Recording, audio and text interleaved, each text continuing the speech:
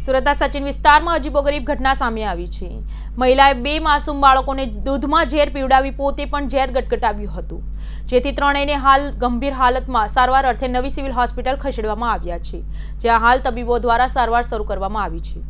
સચિન પાલી ગામે મહિલાએ પોતાના 2 માસૂમ બાળકોને દૂધમાં ઝેર પીવડાવ્યું હતું, બાદમાં પોતે પણ ઝેર ગટગટાવતા ત્રણેયને તાત્કાલિક સારવાર માટે સિવિલ લવાયા હતા।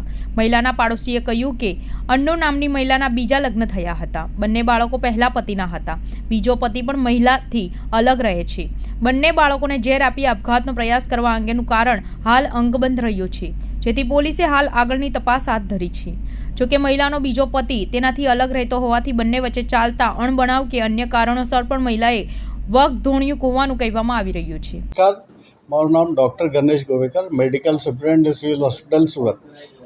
ગઈકાલે અમારા પાસે એક કેસ આવેલો છે કે જે મધર છે એમના 2 બાળકોને પોઈઝન આપેલું છે અને પોતે પણ પોઈઝન કન્ઝ્યુમ કર્યું છે। આ 2 બાળકો છે, એક 2 વર્ષની બાળકી છે અને એક 7 વર્ષનો બાળક છે, જે અમારે ત્યાં PICU પીડિયાટ્રિક વોર્ડમાં એડમિટેડ છે। હાલ એમની કન્ડિશન સ્ટેબલ છે, મધરની કન્ડિશન પણ સ્ટેબલ છે।